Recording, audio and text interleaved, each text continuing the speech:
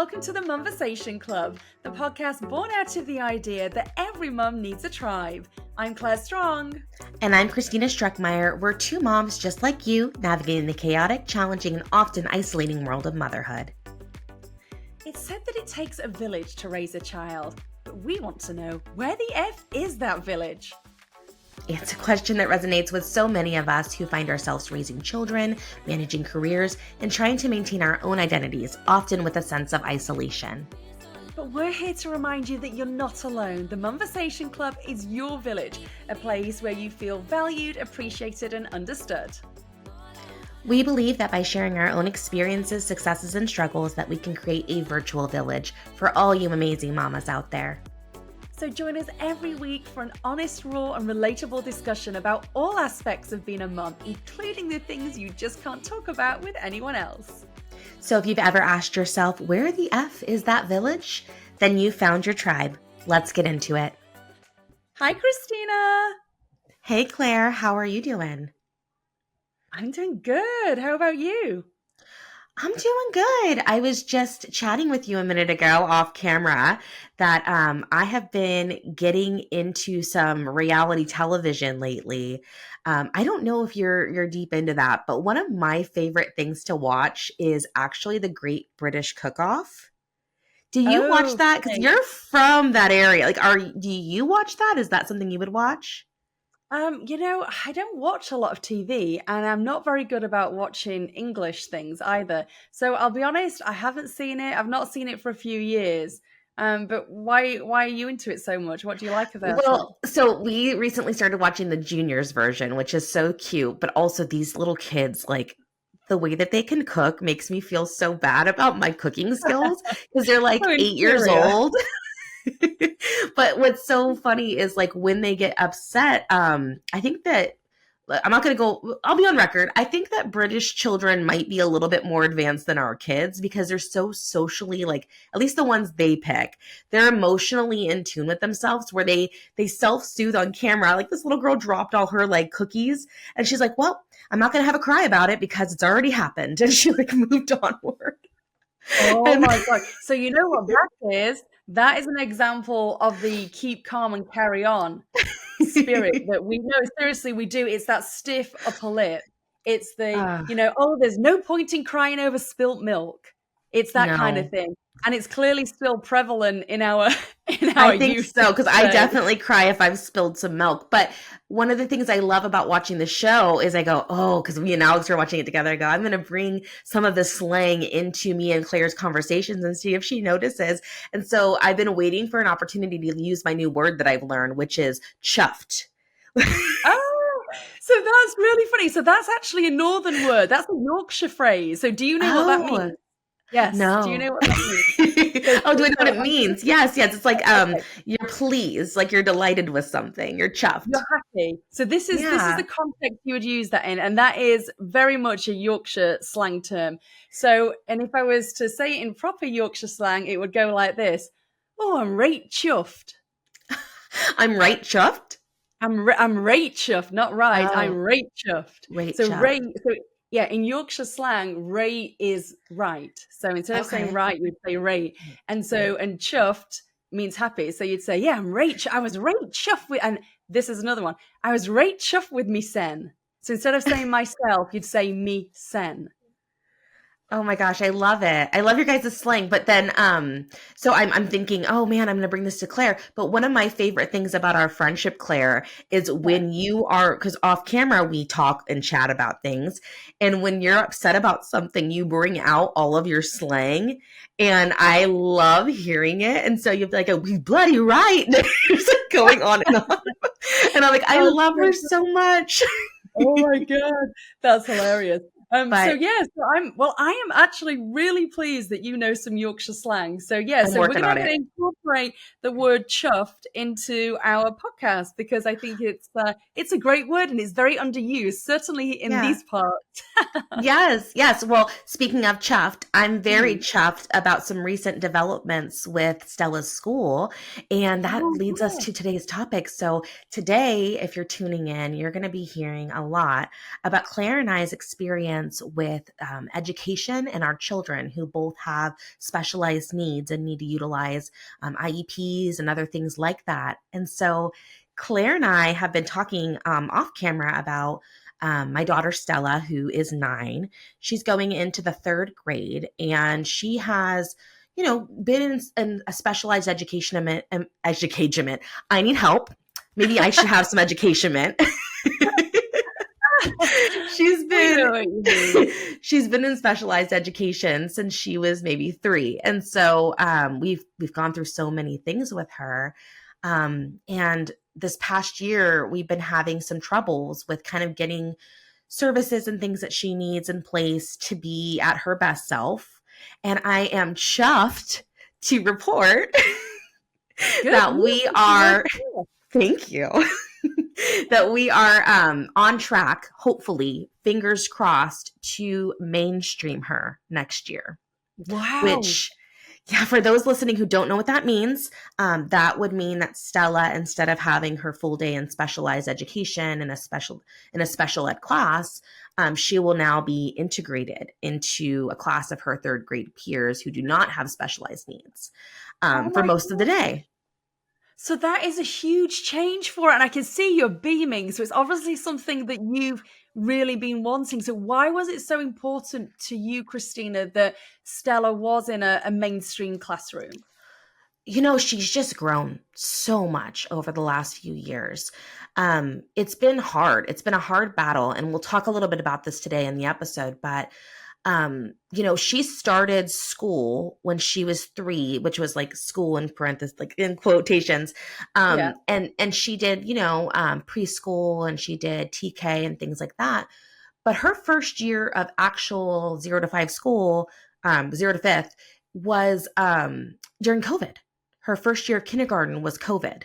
And her evaluations from before that were all done when she was 4.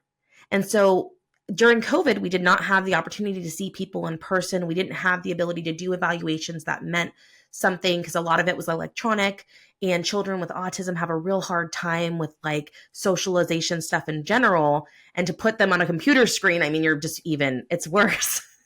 And so we moved after kindergarten year and came to a new community. And because of her old evaluation, she was kind of placed in a specific classroom that met her needs when she was 4. And then we watched her grow, and she was still having some behaviors that wouldn't allow her to be in a mainstream class, so they said. But over the last year, we've seen her grow and grow, so much so that a lot of her behavior goals have been taken off of her plans.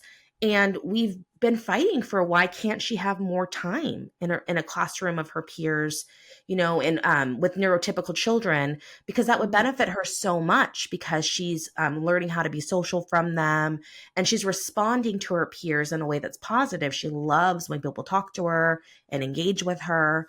But we've been being told no for a lot of different reasons for a long time. And we've had evaluations, we've had fights. I've been in that school so many times, I can't even count. And we just decided to go elsewhere. We are moving to a different school. We met with a team yesterday of a superintendent and a principal at a new school that's about 25 minutes away. And their approach to specialized education is very different. They kind of go with an idea of, these children need to be in spaces to grow. And unless there's something prohibiting them from being in a mainstream class, they really should be in those classrooms. They should be included. They should be in an inclusive environment. And that's not been the case for as long as I can remember. It's been like the mainstream neurotypical peers are over here, and then my child's kind of an other over in the other section. And they sometimes cross over, but not always. And so I'm really chuffed to report that we're looking at, that's probably a high probability. There's some paperwork and some, I's to dot and stuff like that. But yeah, we're excited for next school year to see what that will bring. So how do you think Stella is going to take all of this? I think she's going to be really excited. We've been at the same school for a couple of years now, so she does love her school. She loved her peers, but at the school she's at right now, we're about a year away from her having to move schools anyways, because they only go Mm. up to the third grade. And so we're hitting that milestone anyway, so we might as well. We're just doing a little early. But what was interesting is out of all the meetings over the last 4 years about Stella, nobody's asked Stella to be in the room. And Wow. this specific educator team asked Stella to come. And of course, I was weary because I don't want to be talking about anything negative when it comes to Stella's Mm. behavior in front of Stella, Mhm. because that's just not okay. She understands everything we're saying. Like, she's fully present here. So I just know how I felt when people would talk about me when I'm in the room as if I'm not there. And so they asked for her to come, and they engaged with her. And at the meeting, we were all at this little board meeting table. She was, getting kind of antsy. And I said, "Oh, would you like to draw?" And she goes, "Yeah." And so I gave her a book, and she was copying things and looking at the book and drawing what she was seeing in the book. And the gal would ask her questions, and she would look up at her and eye contact and give her answers. And it was just wonderful because I've never had anybody ask to see her at the same time as we're discussing these things. Like, there's been evaluations, and then we take that data and we sit down around a table and talk about the eval. But it was the first time where I felt like an educator was like, let me see this person who's in front of me and let me really look at things that are going to help her, because I can see her and I can see what what she's capable of, like what she's able to do. So I think that is the most important thing from a mom's point of view, that the school, that the educators, that the team in place see our child as an individual, and that the plan is catered towards them as the individual and not just them as a number that maybe fits into this box, because every Yeah. child is different and every child is unique. And the problem with traditional education is that it isn't, the one size fits all just doesn't work. Most children, well, all children are different, but a lot of children learn differently. And Yes. so in my case with my eldest, um, so she has ADHD. So her symptoms generally present themselves in inability to focus or struggling to focus. So focus is a big thing for her. And so that means then that because she's not able to focus properly unless she's in a very quiet environment, she's missing a lot of learning, because her being in a big noisy classroom is just the worst learning environment for her, because she can't focus because there's too much noise going on. And Yeah. so her struggles are focus, um, and processing information. So she's very clever, she's a great writer, but she really struggles with concepts. So math and chemistry, sciences, those are really tough subjects for her, because she will eventually get the concept, but she needs to be taught it slightly differently and she needs time for it to permeate. And so again, if she's in a regular classroom setting, that's a tall order. And so for me, our journey started. I always knew when she was in primary school, or elementary school, as they call it here in the States. I always knew that there was something. I did ask the teachers whether they thought she was autistic, and they said absolutely not, because she has fantastic social skills. Like, her social skills as a child were, really off the scale, and she's very good with adults, and she always has been from being very young. And Yeah. so they ruled autism out very early on. And so, but I knew there was something. And then as we were reaching the end of elementary school, before she was due to move to middle school here in San Diego, um, she was assessed again. And at that point, it was, the consensus was that she did have ADHD, and she doesn't have all the elements, but those, as I've said, focus and processing information, those are the main ones. The other one, actually, she can be quite impulsive. That's another classic ADHD symptom. She isn't disruptive, though. So this is the thing.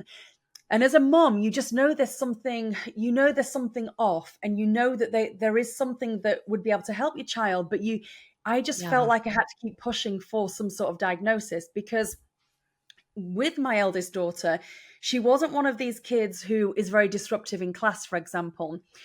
She would sit and do her work. It's just that she would be probably, struggling to keep up with the speed, or if it was a math class with the with how it was being taught, but she wouldn't ever be disruptive. And so she kind of fell under the radar a little bit. And so that meant that it was on me to really advocate and say, listen, there is something. It can't be that, I hate to use the word normal, but she isn't learning like a normal child. But I know she's very bright and she's very capable, but this learning environment clearly isn't working for her. And so initially she had the 504 plan, I want to say. Is that what it? Yeah, and Yeah. just we're gonna be using some terms. If you're a listener, we will try to let you know what things are as we go. But much like any autism, ADHD, any disability type mom, you're going to learn a whole glossary when you get handed your diagnosis. But a 504 plan, like Claire's mentioning, is kind of like a blueprint for how the school is going to support that child with a disability. It helps remove some barriers and give some accommodations to that child. And then later on, there is another type of plan, which I'm sure you'll share. Yeah, so we started off with a 504 plan. And, for our listeners, I know we have a lot of people listening to us in the UK, which is where I'm from. So they don't have this exact model there, but it's basically, it's like a package that the school put together that may include extra time on tests, or, your child may be able to leave the room and go and sit somewhere quiet to work. And maybe they have, if there is an aide in the classroom or a teaching assistant for people listening in the UK, that could be available too. But it's a little limited. It's not very extensive. And so we went to middle school with this 504 plan. And towards the end of middle school, it wasn't enough. I felt that there still wasn't enough support for her. And so when she moved to high school, basically from the get-go, I had a meeting with the team there, and they evaluated her for an IEP. And the IEP, so that stands for an individualized education plan, I believe. Similar, Is that yeah, right? almost individualized Right. education program. But yeah, it Program. is a plan. Okay. It is a plan. Individualized education program, so an IEP for short. And so this, I was really quite elated or chuffed when when this was approved, because this now means that she, in addition to getting, for example, she has a class, I want to say 3 or 4 times a week, where she can basically catch up on other work. She has one-on-one with a teacher if she needs it. And so that's like a breather lesson that she has pretty much every day, actually. And so, and as I mentioned earlier, she's very bright, but because of the ADHD, she gets very overwhelmed with deadlines, and then that means that her coursework's piling up and some assignments are getting overlooked or not handed in on time, and that's impacting her grade. And so it's a vicious circle. And so she actually has a class where she can she can do any work that she needs to do. So that also means that when she comes home, she doesn't have hours and hours of homework, which is important for her, because otherwise it's just too overwhelming. Other Yeah. things, yeah, she gets extra time for tests. She does get extra time for assignments too, which is really helpful for her. And one of the biggest things that I really appreciate, and I actually love her school for this, she now has a half an hour weekly session with a therapist, and the therapist isn't employed by the school. She works for a private company, but she comes in on site certain days a week, and my daughter loves her, so she has a one-on-one with her where they just chat about social and emotional things, and that's been really, really helpful, because another big part of this is that she's been so anxious that she's not wanted to go to school. And so it's not just the academic piece here, it's the emotional and social piece that we also need to be looking out for. And so for me, the IEP has been a really good move. It's been in place for about a year now. We're hoping she wants to stay at that school and see out the rest of her high school there. And so I'm hoping that with the support in place that can be done. But but it's a long road, and like I say, unless your child is really presenting very significant symptoms, you as a parent are going to have to advocate, because she got brushed off as, oh no, it's fine, she just struggles with math. Well, I knew that it was a much bigger picture than that. It wasn't just specific to math. You just know. The other thing I feel that the ADHD diagnosis has done for my daughter is, it's before she felt kind of off and weird and stupid, and now she can actually, she can point to the fact she has ADHD as a reason why, maybe she does things the way she does, or the way she learns is different, but it's okay because she has ADHD, and it's not just that she's this kind of stupid, girl that all the negative connotations she had about herself before, she now in her head there is an explanation for those things. So I feel that the diagnosis, along with the support that we've got, have actually been huge blessings, and I think will Yeah. really, really help her moving forward as well. Well, it's helping her understand herself and then Yeah. giving her the tools that she needs to, you know, react to life, knowing this about herself. It's like anything when you think about it. If you know that you have certain triggers or you have certain things about you that you react that way, just being in front of it. And, I think that there's this big misunderstanding when it comes to autism, ADHD, and other neurodiversity is that it does make you less than. And the reality is that it's not less, it just means your brain works differently. And when your Yeah. brain fundamentally is so different, there are different ways that you need to approach education, social situations, emotions. And our job as parents is to help them in every setting. But with education, there's so many moving parts. It's important to really look at it as kind of a little bit of a task for us parents to make sure we're advocating, especially because they don't know as children what they can ask for, what they could Hmm. utilize to get that help. They just know that they're struggling, and it's kind of our job and educators' job to work together to get them to what they need. And I love that you advocated for that IEP because, a 504 is great. It's a great starting point, but it doesn't have the same protections. It's not the same legal status as an IEP. There's not as much check-ins. There's not as much people on your team that are working together. And when I say team, for those who are not familiar, when you walk into the school as a special needs parent, you are walking in with like armor on, ready to go and advocate, and you're coming into a group of people. It's not just you and the teacher. It's not like a back to school conference. An IEP team can vary school to school, student to student, but like for us, it's like 6 or 7 people. It's her general education teacher, her special education teacher, a psychologist for the school, the principal, her occupational therapist, her speech therapist, her physical therapist that works with her for adaptive PE. There's all these different people alongside the parents, and then anyone we bring. So we might bring our own advocate, which you're able to do as a parent. You might bring, somebody through your regional center if you're working with a regional center, or another friend who knows about IEPs and can help you advocate for your child. So it's like you're walking into this business meeting about your child. And Totally. then, these schools, they have all of these children, and they have all of these things that they're trying to do. And so in my experience, and this is just my own that I can speak to, it feels as if they do not want to offer things that will help because it'll cause more work for them, it'll cause more disruption for them. But the reality is that our children are different. It's on Hmm. paper and it's right in front of you. They're different. And it's not that we're asking for more than their peers. We're asking for a level playing field because their brains work differently than Susie over there. And it's important that we do these roles, but it is a lot. You're learning a lot of new terms.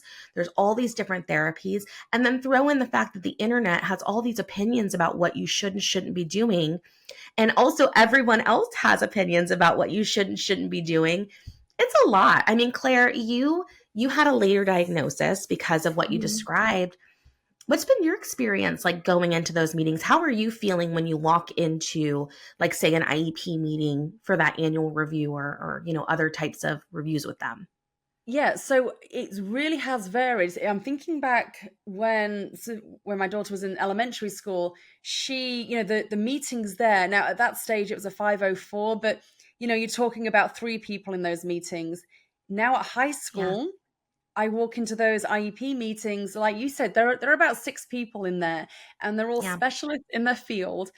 And then there's me. I actually have gone to all of them on my own. So I think just because maybe because I'm a journalist, I feel like I'm able to hold my own. But I'll be honest, I don't know. And certainly at the start, I didn't know anything about what they were talking about. I was having to ask questions all the time, but don't be afraid of that. And actually, I think it's a good thing for you to ask questions because they then realize that you're invested and you're inquisitive, and they're going to need to be on their game because you're not going to just have the wool pulled over your eyes, so to speak. And so right Yeah. from day one, I've gone in there and I said, excuse me, I'm sorry, can we just like backtrack? What does that mean? um Yes. Explain in simple terms to me, what does this mean? And so you're right, but it is like a business meeting. I walk in there, they're already sat down and they've got their laptops in front of them, they're typing, and then there's me. I'm like the layman among all of these experts, so they can be quite intimidating. But what I do want to pick up on is something you said a few minutes ago, Christina. Yeah. It's not that we want special treatment for our kids, we just want them to have an even playing field. That is all it is. Because for my daughter to take an exam, to take a test, say a 50-minute exam, the same as the child next to her who does not have ADHD, that's like her being given half an hour to do the same test, because she needs that extra time to process the questions, because that's just how her brain works. And so Yeah. it's not about us getting special treatment for them. It's about them being able to compete, really, on a level playing field, and they can't unless those provisions are in place. So if there Yeah. are any moms listening to this who are on the fence about pushing for a diagnosis, think it's too much hassle, listen, it is work, I will give you that. But if you can get these protections in place for your child, this support system in place for them, not only will they have a much happier school experience and a much better outcome, it's also support for you. I found the Yeah. IEP support for me, actually, because most of the staff that are involved with my daughter's IEP they're great.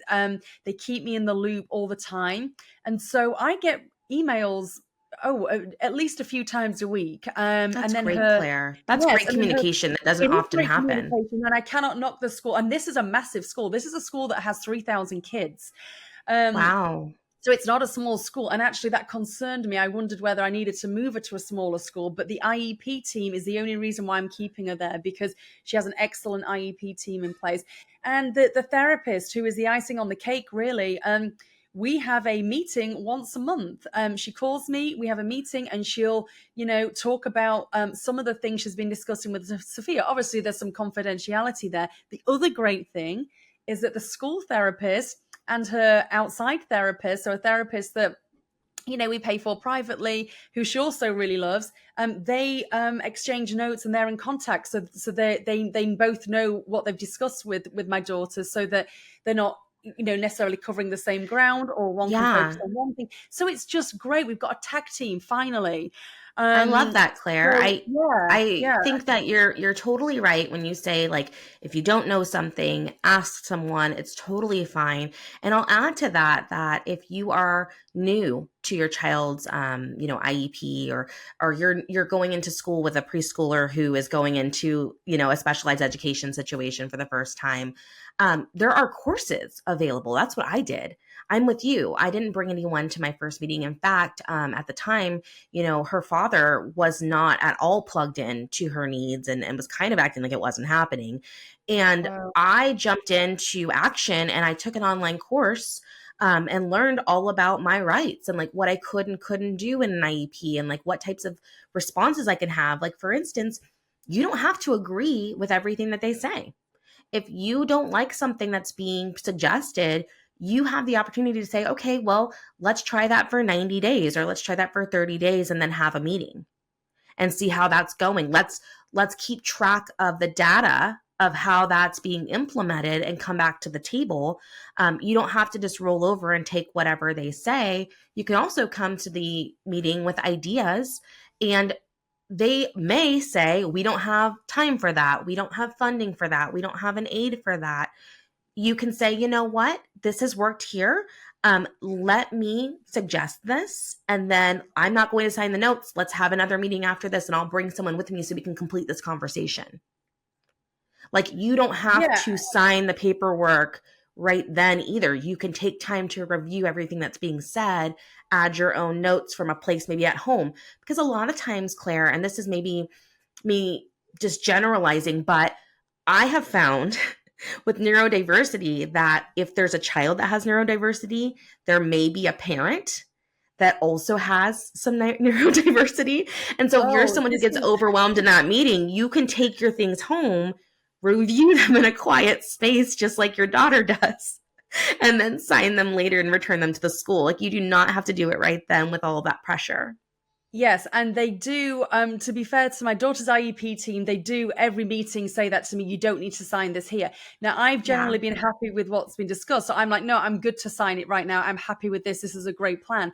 But you make a great point, Christina. You don't need to feel under pressure. They should say to you that you don't need to sign there and then. But if they don't, know that that is your right. But that's an interesting thing you just brought up, because this journey has made me look at myself, and I think it inevitably does. And you turn the mirror inward, like, my God, I can see so many similarities with my own behavior throughout my entire life. Now, I feel that, and I don't know whether there's such a thing as this, I feel that I'm fairly high functioning, but I do think that I have ADHD, and I'm sure, there may be something that I do go and get an actual diagnosis for, because it would answer a lot of questions. And just not to interrupt, but the high functioning, low functioning verbiage, that's something also I learned. I'm constantly learning from new things that are coming out. I'm learning from actually neurodiverse adults that, they have preferences of stuff. That low function, high function is actually something that they're not utilizing anymore. And instead you would say something like, I don't have a lot of accommodations that I need to do most things, but this does affect me in these other spaces. And so, because if you say high functioning, low functioning, it implies that maybe that child or adult isn't functioning, in a way that's good for them. What is high or low? Because for that child, they are functioning at the highest level. And I think that's another great point, because this impacts or affects kids in different ways. So ADHD, for example, is very varied. There are some kids that are very disruptive, very hyper with ADHD. That's not my daughter. That's not me either. But, I do think there's a definite trait between, when it comes to organization, timekeeping. You're seeing some of that stuff like cross over to you. And I think the only thing that's been my saving grace is, I did pretty well at school. So although I'm not saying I did great at math, but I was still able to, I have a master's degree, so I was still able to go and get the job done. But when I'm thinking back, all my life, I really struggled with that. And people all my life have said to me, oh God, you're so late all the time. Just be on time. And I've always thought there's something, it's so hard for me. It's physically hard. It's really hard.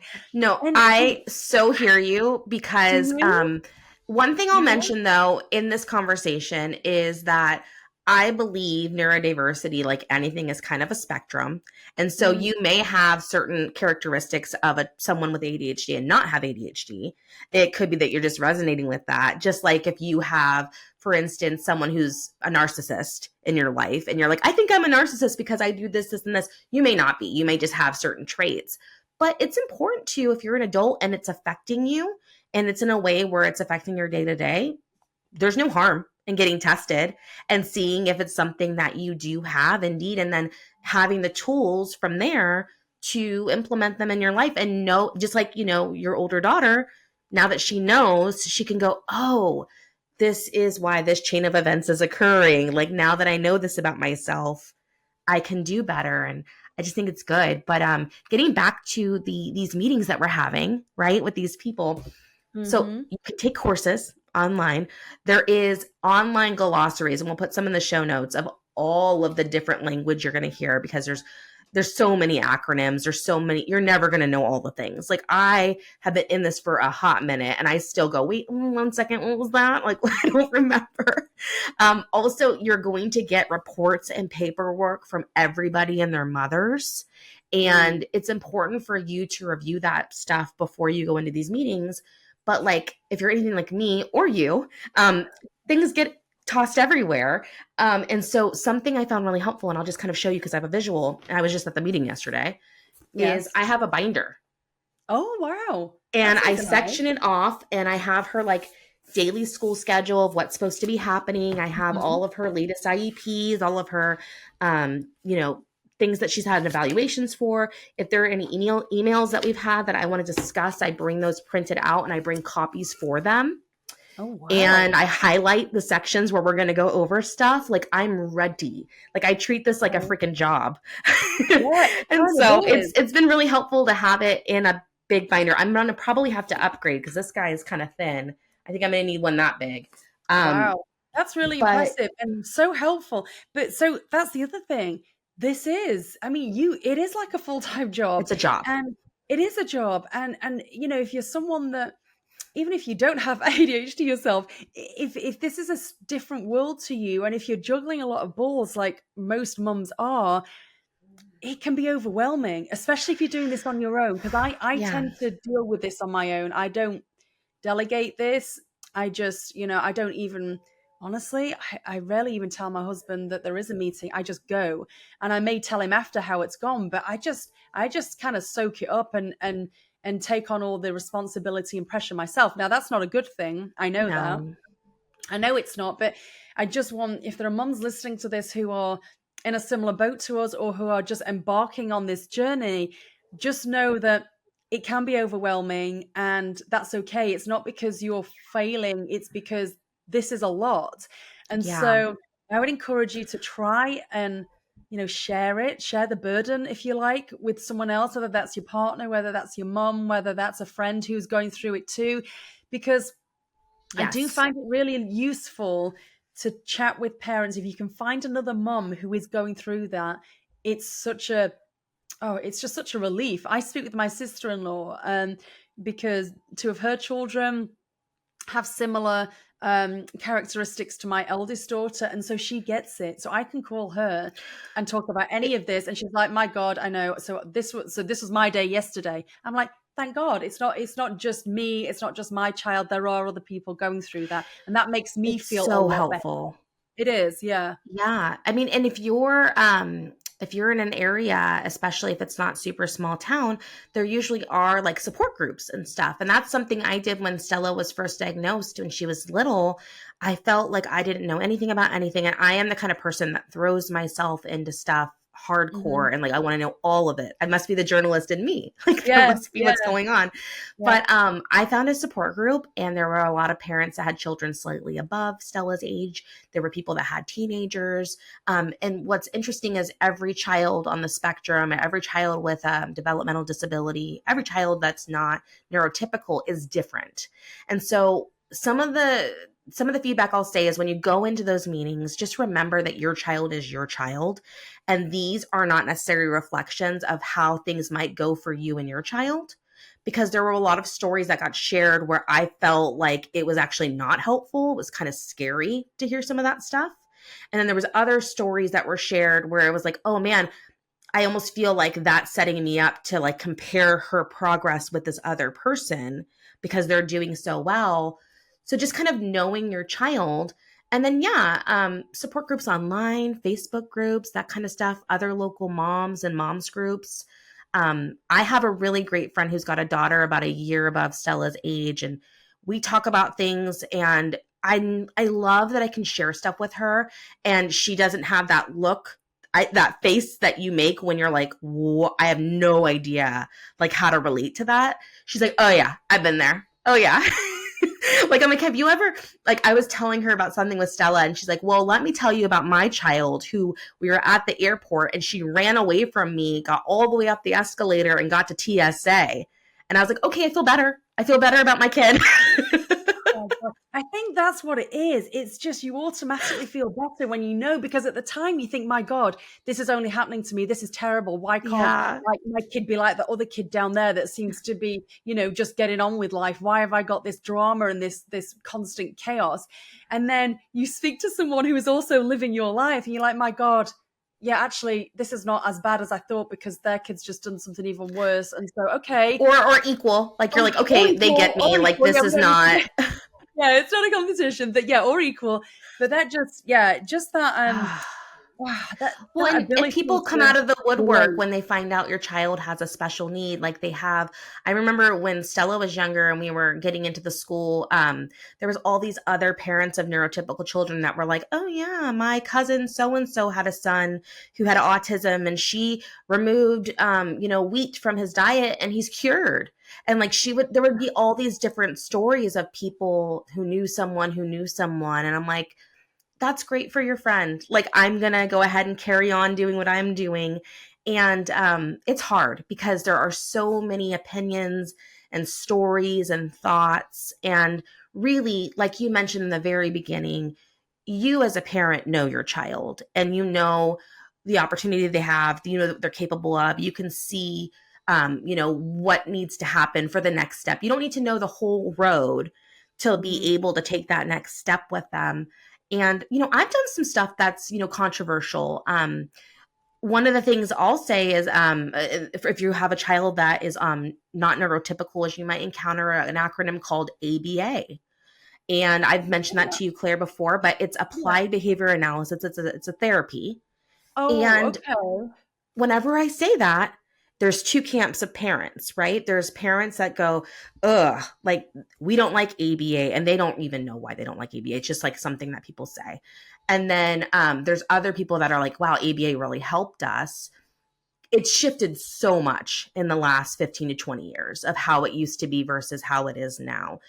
It So tell used to me, be, tell us what it is. So give an example of that. yeah. So basically, ABA for us and the way that we use it and the way that we coordinate with our specific therapy center is that Mm. we're not focused on changing or creating kind of a response call and action to Stella. Because a lot of old school ABA used to be that way. It used to be like, we want to train you to say this when this person says this. It's like a social behavior type therapy. And so they Mhm. would use things like food or reward systems to teach them how to respond to people. That's not what we do. What we do is we have a therapist that comes out to our home twice a week for about 2 hours each time, and she plays with Stella. She plays with Stella, but underneath that play, unbeknownst to Stella, she's watching her behavior and she's learning, if I do this, what does Stella do? If I do this, how does she respond here? Is it different outside versus inside? Is it different when we go out front? Is it different when we get into a car? Like we're just learning how she might react to stuff. And then every week on Fridays, my husband and I sit down for about an hour with her therapist and we discuss away from Stella what she's learning and how it might help us with some of the stuff we're encountering with her behaviors. So like that's how Wow. we use it.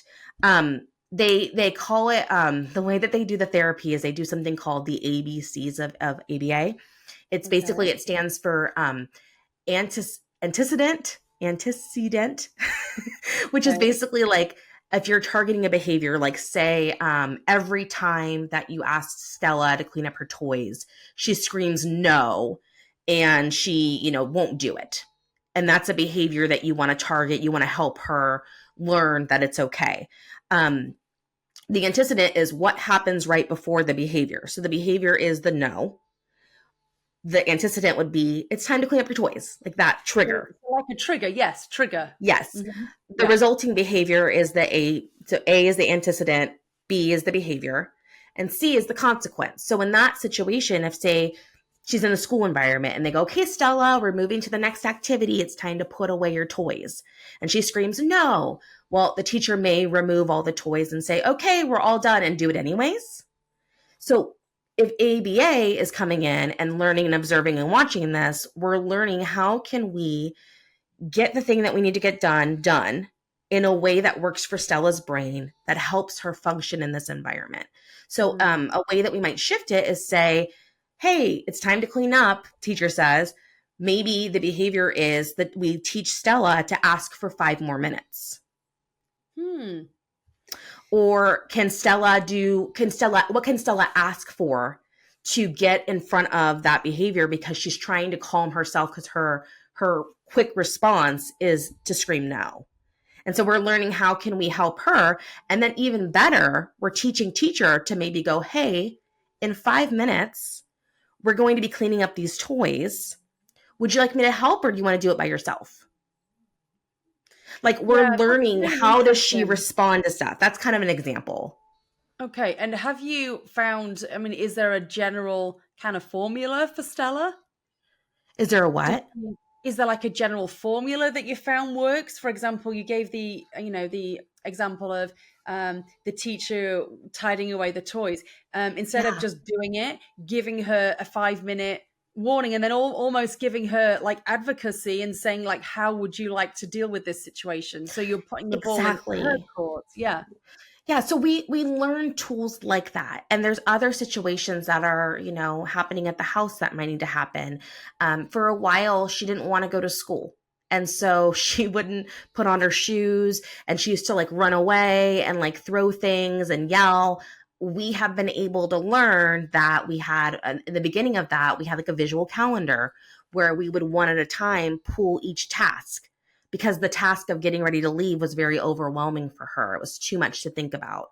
So we would break it down into, okay, we're going to eat breakfast, and then after we're going to do this, and then we're going to do that. And we would have her pull it and like look at it and see what's before and what's after. And it just gave her control, because her brain just, it looks at tasks differently. It's just the way that she is. And every child is going to be different when it comes to that. So you're just studying, and some children have more severe behaviors and responses than Stella does. And some people have less. And ABA just helps us learn about Stella. So that is something, again, when you think about a job, right? Stella goes to school. Stella has ABA. Stella has extracurriculars. Stella has occupational therapy, speech therapy. She has extra people to talk to. There's all this coordination. I would say as a special needs parent, I spend at least like 10 hours a week on just coordinating and making sure Stella's in the right spot. Yeah. And where do you go for support? Because as a special needs mum, it's a lot. And this is happening. There's no let up as well. This is like all the time, whether school's in session, whether school isn't. Yeah. And you have to be, and in order for these things to work, you've got to be consistent with them as well. So like, where's your support? Well, I have a husband who's incredibly supportive and helps me a lot, because there's sometimes where this feels very daunting. And there's a lot of, like you said, if they're doing something at school, it has to be echoed back here. If they're doing something in ABA, it has to be echoed back here. So there's things that I do and I don't even realize I'm doing them throughout the day that are informed by her therapies and her things that she needs. So I would say having a partner who is also in those meetings and also next to me, learning those things to help me, because sometimes I'm non-human. I'll forget stuff. Like the other day, I was trying to clip Stella's nails and I didn't give her enough warning that was going to happen. And, instead of taking a pause and trying to be like, you know what, this needs to happen on a different day because I didn't do the lead up, I tried to push through. And my husband, came over and was like, hey, we didn't do these other things to lead up to it, which is why we're having this behavior. It's okay if half of her hands aren't done.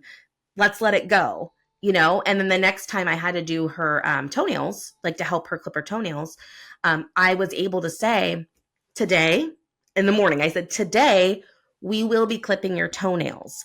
Would you like to do it in the morning or the evening? She said, no. I said, that's not an answer. I'll say the evening is fine then, And then we got to the evening and I said, okay, we can either clip them before the shower or after the shower. What do you want to do? And I was able to many times let her know this thing is coming. And it's because of that support of that person reminding me and saying, remember what so-and-so person in the therapy said would be helpful in this spot. If you didn't have that, which I didn't have before, I found other moms who can give me like a playbook of the way that they've done things. And then me bringing that playbook over to my, therapist or teacher or educator or whoever, and like having their support, even though they're not right next to me. Mm. Yeah, it's a lot. And we're going to link to some excellent resources in the show notes, because if you are embarking on this journey, or even if you're in the middle of it like we are now, it's still nice to know that other people are going through it. There are other Yeah. mums out there who totally get it. So you don't need to feel like you're facing all of this on your own, even though it can feel lonely at times. We could both attest to that. I Yeah. mean, are Yeah, there any Claire. like final like parting shots, if you like, you want to mention? Because this is something we will be coming back to time and time again. Yeah. I would just say that, a theme that we've had this whole episode is that your child, and your child is deserving of accommodations, deserving of shifts because of their needs and the things that they need to be level playing field. You also know what's right and what's wrong. And if something feels off, it's okay to pull back, even if you thought it was the best idea at the time, and say, you know what? Thought that was a good solution. Doesn't feel right. Let's either edit or change or do something different. And same thing with IEPs and stuff. The reason why I fought so hard for mainstream is that, a year ago this month, we were in a conversation with all of the educators, and then they said to me, well, looks like Stella is testing and being evaluated at a 4 or 5 year old level of education. Like that's where they're at, preschool, kindergarten level. And, we'll go ahead and move her on to the next grade. And I'm like, well, how will she ever, if she's at preschool, kindergarten level, get to the second and third grade if we are not working towards bridging that gap? What's the plan? And that question was not being answered. And I was being shrugged off and pushed aside and not being listened to. Like, hey, I have this child who is smart and bright and is growing every day and showing every signs that she is capable of doing things that you think she can't. And could someone just look at her real quick and just, maybe give her the benefit of the doubt that maybe she isn't not going to do that. Maybe she could do it if she tried. And I think my advocacy came from a deep feeling of knowing my child, knowing what she's capable of, knowing the limits that were being set for her were not valid, and pushing anyways. And so if you're a mother who is having a special needs child in your life, or if you even have a friend or something, let that mom know to follow their gut. You're usually right, just like most things. With everything in motherhood, we were given these children not out of randomness. Like these are our kids. And so we know how to care for them best. That's such a lovely way to look at it. We were given these kids and it wasn't a random thing. Yeah, I love that. I love that, Christina. Do you have any parting words, Claire? I mean, just echoing what you've said, I think the crux of this is your child and when Yeah. something's off. And so, it may be a long journey. It may not be that the first conversation you have with someone is going to be the solution. So you've got to be prepared to buckle up and be in it for the long haul. But, once you get those provisions in place, it's such a relief, because finally, your child has been given an even playing field, whereas before, you had them diagnosed, or the school was involved, or these IEPs came to fruition. Your child was just kind of floundering, and so I feel that you owe it to them and you owe it to yourself to pursue the outcome that you think is right for your child. Yeah. Yeah, I love that. If you are listening and you're someone who has a special needs child, and we would love to hear from you. How has this affected you? Are you relating to any of this? Do you have anything to add? We would love you to share any feedback that you have. And if you're someone who's not, having a special needs child, how is this episode impacting you? I would love to hear from you guys, because I know that there are so many caring mothers who want to have their children interact with our kids and learn from them and grow from them, and get that empathy, get that understanding of differences. And so how are you encountering this episode in general? Like, give us your feedback. And that brings us to the end of another episode of the Momversation Club.